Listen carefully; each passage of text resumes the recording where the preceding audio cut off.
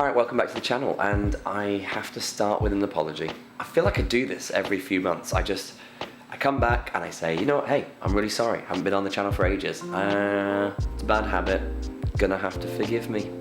So as you can see, we're in a new location, and I haven't finished sorting this out yet. I don't know where I'm gonna do a lot of the filming in the future as we go forward. I'm figuring it out. But I did realize that it's been quite a long time since I posted anything, and now that I'm here and I'm settled somewhat, I've started to get to grips with how to use my film camera here and develop the film here and that kind of stuff, and I feel like it's time we can start getting back into it. So this Christmas I went home to England and I had a long conversation with my dad about how I've been getting quite excited about using a film camera again, and he didn't get it. I thought he was going to get really excited about it, like, oh, you know, that's what we had in my day, like, you know, that's a great thing. He just didn't get it. His question was like, why? What are you getting out of it that you don't get from using your actual camera? Why would you choose to use something really heavy and bulky and tank-like like this that you can't see what you've done with, that you have limited photos on, and all that kind of stuff,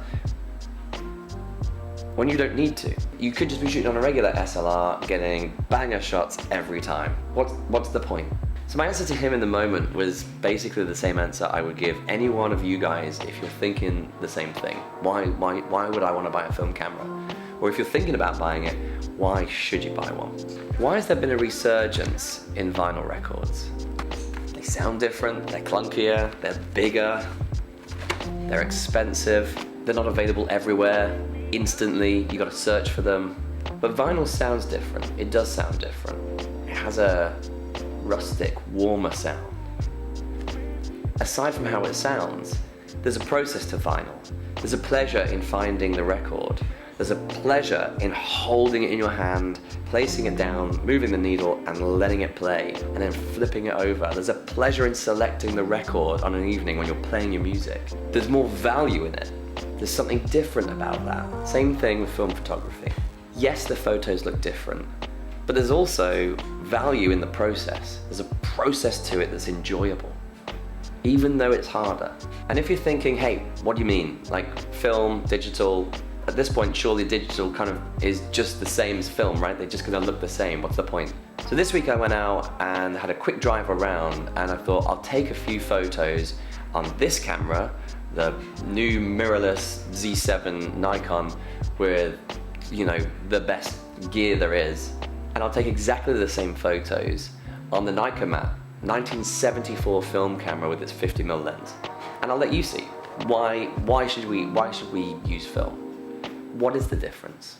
So this photo is downtown in Houston, and I've taken a few shots down here recently for photo shoots and just for fun. Here's one on the digital camera.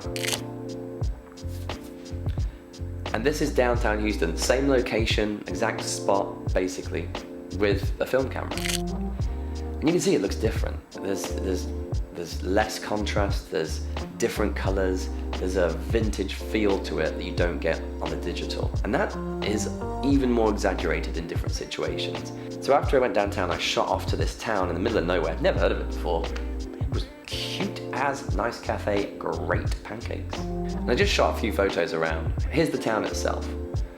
Shot on digital, shot on film. Another shot of the high street, digital, film. Tried to make sure we were at 50mm on both cameras, so you're getting, you know, really the same thing. Did a couple of portraits, just me messing around in the back alleys. People thought I was weird. I am. It's true. Digital, film. This one in the kind of back garden, just kind of adjacent to the main street, same thing. Here it is in digital, and here it is in film. No matter what you do to a digital picture, you can play with it, you can add effects, it's never gonna quite look the same as a film shot photo. Thing is as well, like, this isn't even anything special. This was on standard Kodak 200 film. You can get so many different looks by changing up the films. Funnily enough, that's gonna be a whole video coming soon. So if you're thinking about it, don't think about it anymore. Just do it, get yourself a film camera. There is so much fun in taking those photos and not having a clue what you've got until much later. In Bangkok, it was easy to develop film. I could just take it to a local film studio and they would do it there on the day, send me a link to a Dropbox, it was done within 4 hours, fantastic. Here, I found it a bit trickier. Two options you seem to have are mail-in, so you go on the website, you make a payment, they send you a prepaid envelope, you send it off, they send you a link to it digitally, done. Takes less than a week.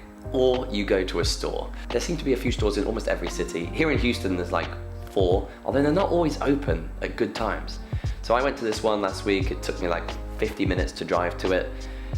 They develop it usually within a couple of days, and then again, same sort of thing, send you a link to a digital sort of download website and you can get hold of all your copies. The quality seems really good, actually. The quality might be even better here than it was in Asia, but it is a wait. But that is part of the fun. All right, I don't want to waffle on too much, you know. It happens all the time. I want to keep this sweet and short and delicious. I'll be back in a couple of weeks. My intention is to get out there and start shooting with a bunch of different types of films and give you a bit of an insight into how you can make your photos look different. I've got more videos coming on the best way to shoot with a film camera. I also have some videos coming comparing different types of film camera. It's all gonna be here. Just, you know, just give me a minute. See you in the next one.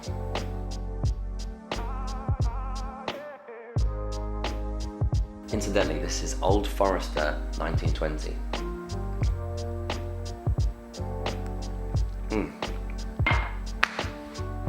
As American whiskies go, without doubt, it is one of the best. It has a kick, but it's still mellow and just all those flavors.